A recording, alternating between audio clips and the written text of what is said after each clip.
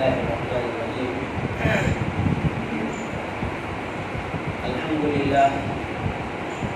الحمد لله وكفى وسلام على عباده الذين اصطفى أما بعد أعوذ بالله من الشيطان الرجيم بسم الله الرحمن الرحيم يا أيها الذين آمنوا استعينوا بالصبر والصلاة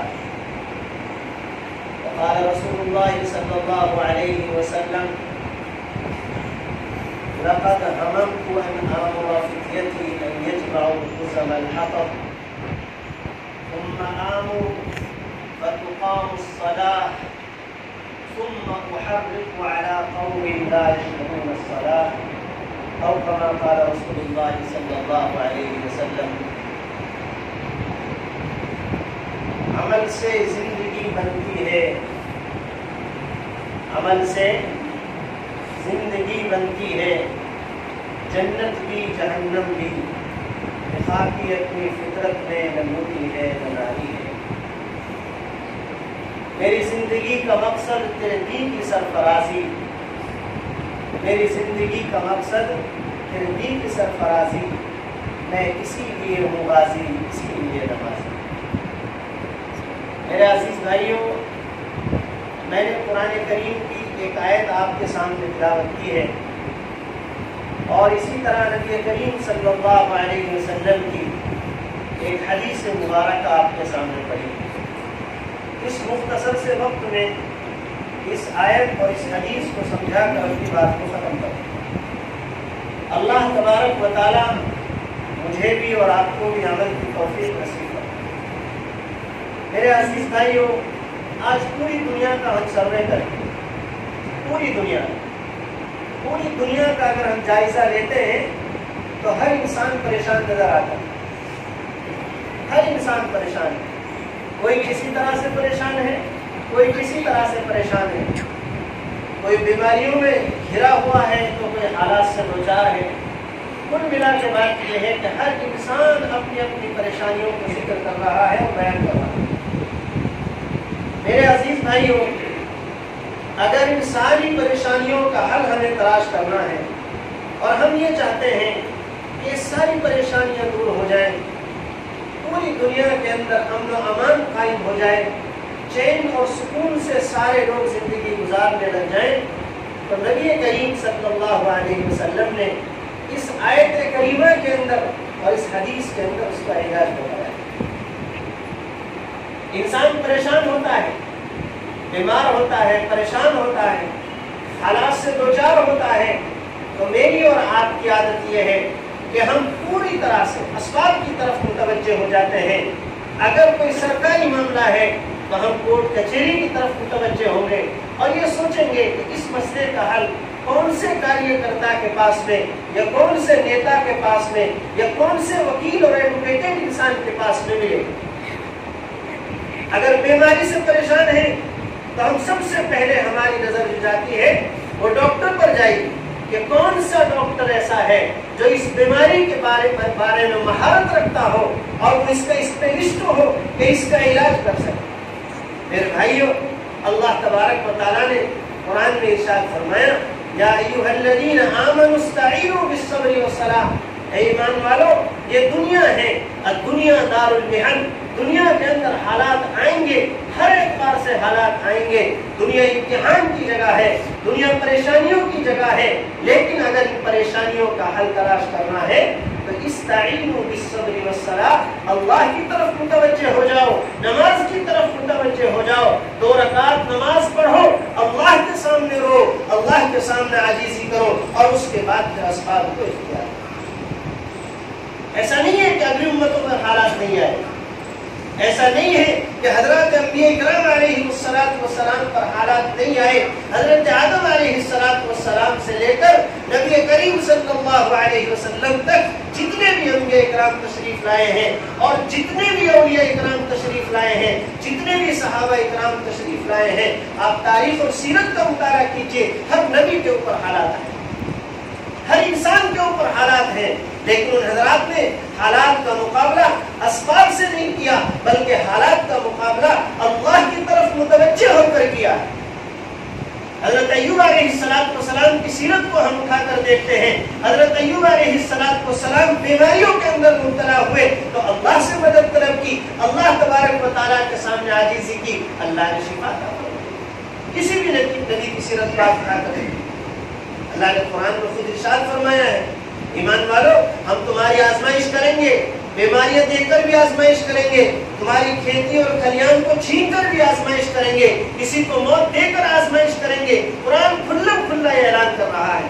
لیکن دیکھنا یہ ہوگا کہ ان آزمائشوں میں اور امتحانات میں کامیاب کون ہوتا ہے اور ناکامیاب کون ہوتا ہے. اللہ نے دوسری آیت میں ارشاد فرمایا وَلَنَبْلُوَنَّكُمْ بِشَيْءٍ مِّنَ الْخَوْفِ وَالْجُوعِ وَنَقْصٍ مِّنَ الْأَمْوَالِ وَالْأَنفُسِ وَالثَّمَرَاتِ وَبَشِّرِ الصَّابِرِينَ الَّذِينَ إِذَا أَصَابَتْهُمْ مُصِيبَةٌ قَالُوا إِنَّا لِلَّهِ وَإِنَّا إِلَيْهِ رَاجِعُونَ.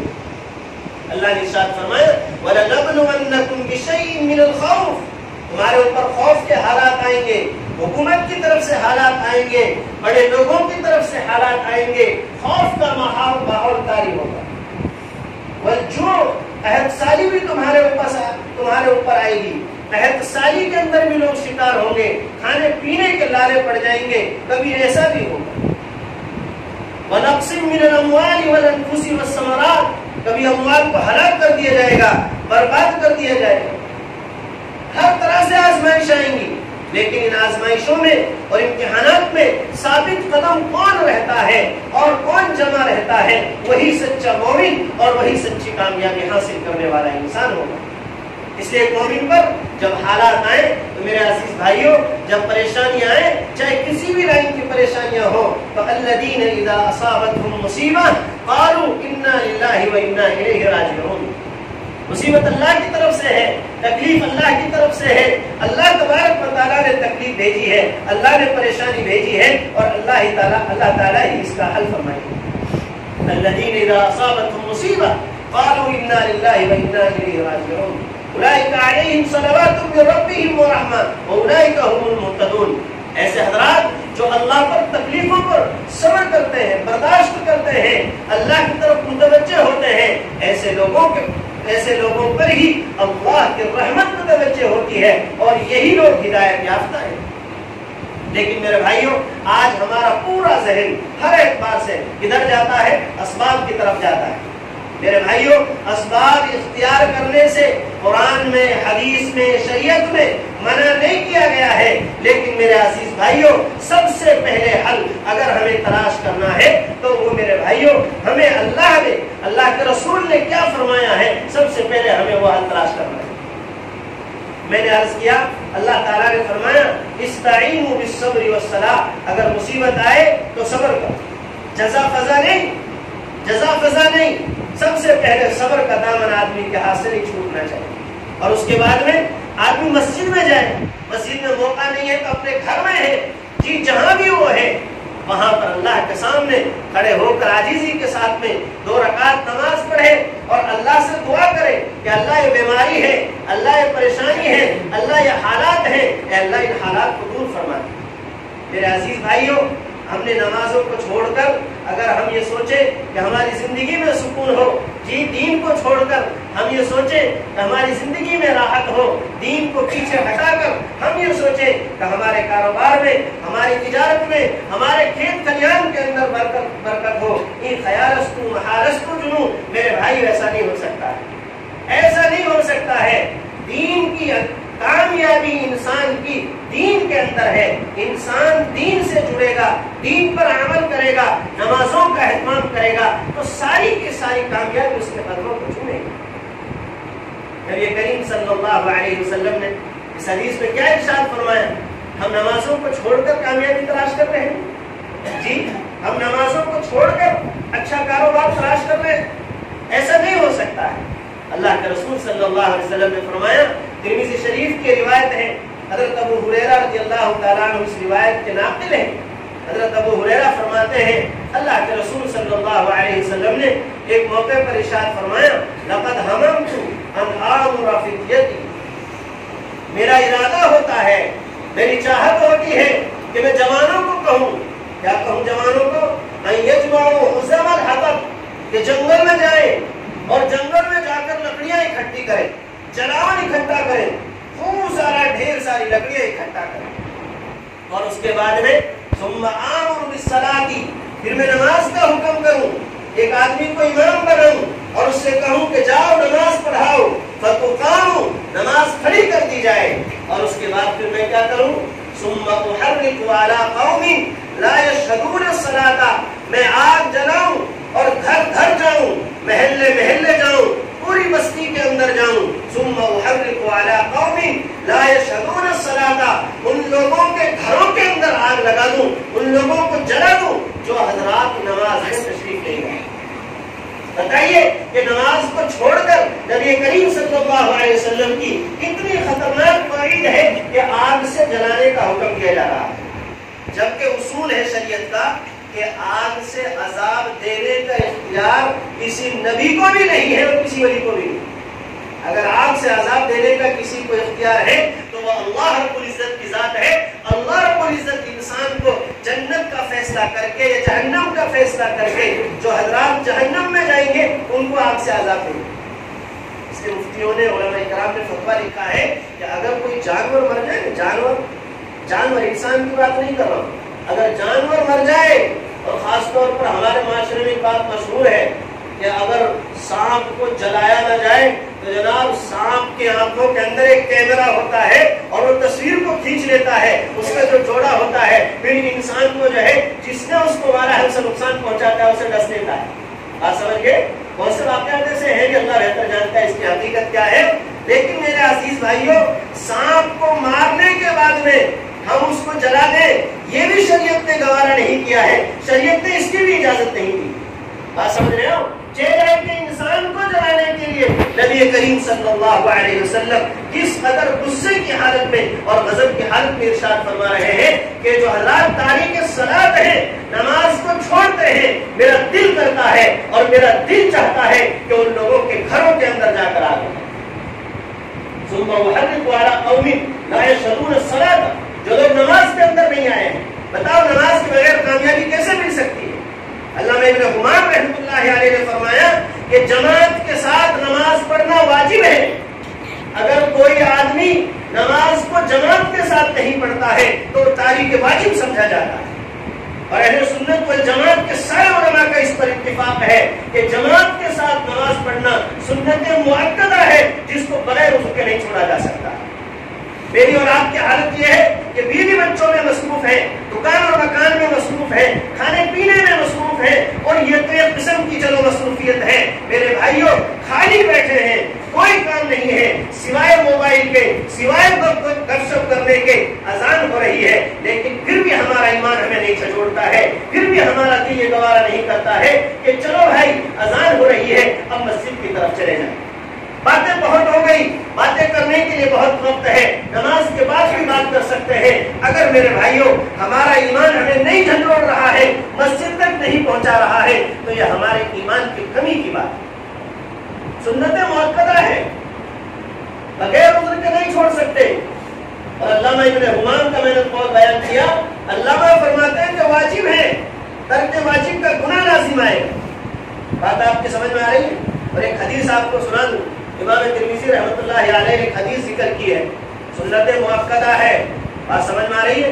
इसलिए अगर कोई पाबंदी करता है तो अल्लाह के यहाँ सवाब भी बहुत जबरदस्त है।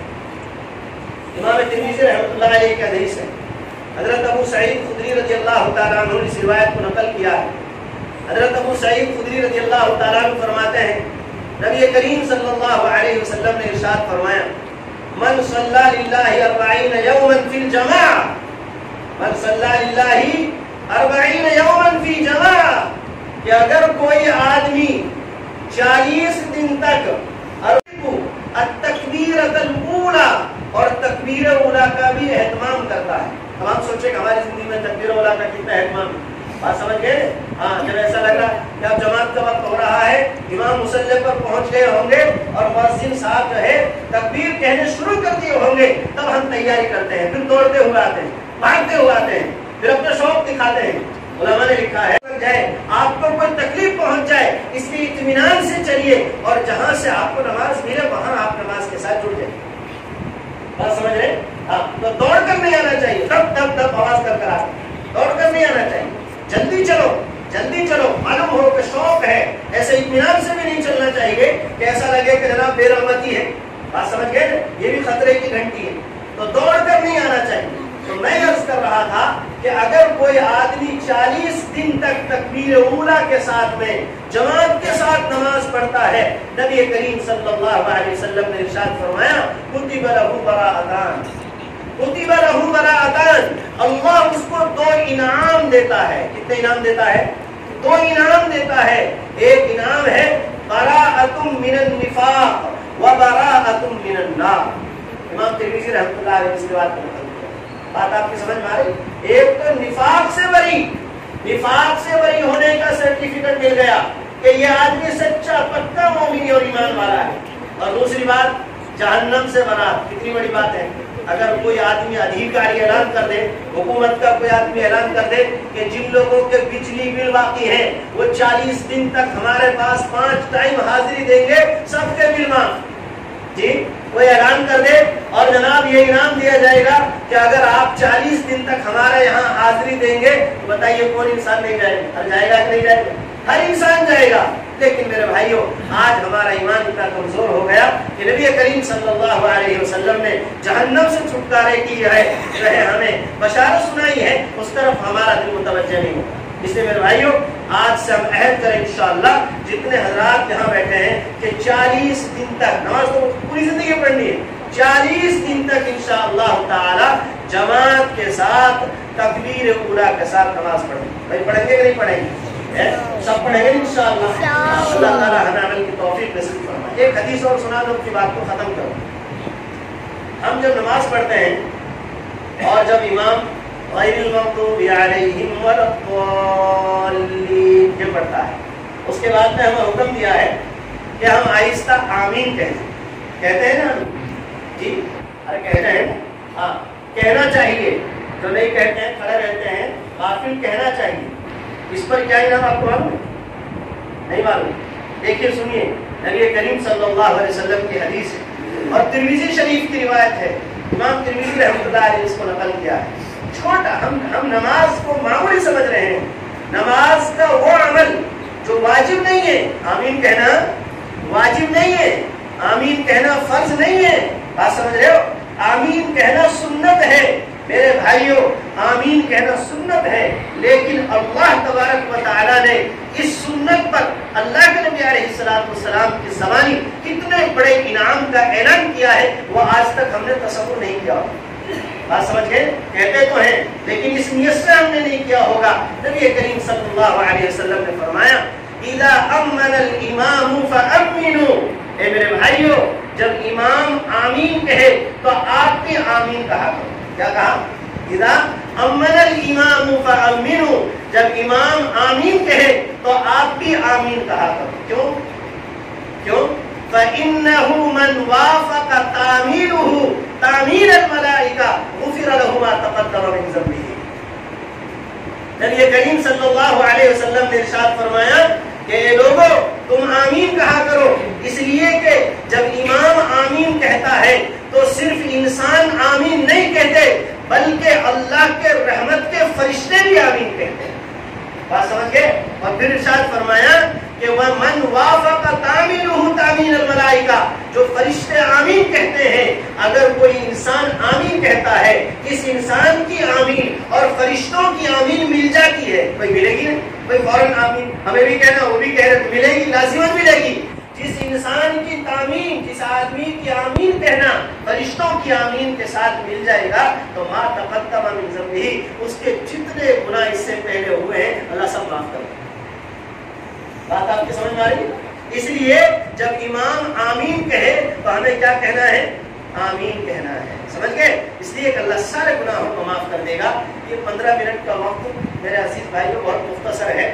بات سمجھانے کے لیے میں نے 2-3 حدیث آپ کے سامنے ذکر کی ہے, قرآن کی آیت آپ کے سامنے پڑھی ہے. اللہ تعالیٰ ہمیں عمل کی توفیق نصیب فرمائے, جس کا خلاصہ یہ نکلا کہ اگر ہمارے اوپر کوئی حالات آتے ہیں تو سب سے پہلے ہمیں کدھر متوجہ ہونا ہے؟ اللہ. سب سے پہلے اگر بیماری آئے اللہ کی طرف, اللہ کے سامنے 2 رکعت پڑھیں, اللہ سے شفا کی دعا مانگیں اور اس کے بعد پھر ہم ڈاکٹر کا علاج کریں. کوئی حرج کی بات نہیں. بات سمجھ दूसरी बात, नमाजों का एहतमाम करें। नमाज खुद एक इलाज है, नमाजों का एहतमाम करें। नमाज खुद एक इलाज है, जैसे जिस्मानी अमराज का इलाज है, इसी तरह रूहानियत का, रूह का इलाज नमाज के अंदर है। इसलिए नमाजों का हम क्या करेंगे, एहतमाम करेंगे। अल्लाह ताला हमें अमल की तौफीक नसीब फरमाए। और आखिर में एक ऐलान करके अपनी बात को ख़त्म करूँ। मेरे भाइयों, मोती नरौली में मदरसा है और तकरीबन मुझे वहाँ 11 साल हो गए हैं, 11 साल से वहाँ काम कर रहे हैं। और इन 11 सालों में बहुत जुमे भी पढ़ाए होंगे, कहीं गए भी होंगे, लेकिन हमने कभी किसी के सामने चंदे के सिलसिले में कोई ऐलान नहीं किया, बात समझिए। लेकिन हालात के पेश नज़र अल्लाह से दुआ मांगकर आप हजरात से दरख्वास्त करते हैं कि इस वक्त हालात को सामने रखते हुए अगर आप हजरात के पास फुर्सत है तो मदरसे का ताउन फरमाएं और बाकी अपनी दुआओं के अंदर याद फरमाएं। अल्लाह ताला सारे मदारिस को, आज मदारिस बंद हैं, मसाजिदों के अंदर जो है पाबंदियाँ हैं, अल्लाह इन पाबंदियों को ख़त्म फरमाए। जितना नुकसान इस साल तलबा का, उलमा का, तालीम का हुआ है, इससे पहले कभी नहीं हुआ। अल्लाह इस तालीम के नुकसान की भरपाई फरमाए। अहले मदारिस को भी अल्लाह ताला अच्छा रखे और उनकी ज़रूरियात का अलग से तकफ़्फ़ुल फरमाए। अल्लाह हमें भी अमल की तौफ़ीक़ नसीब फरमाए। आमीन। व आखिर दावाना अल्हम्दुलिल्लाहि रब्बिल आलमीन।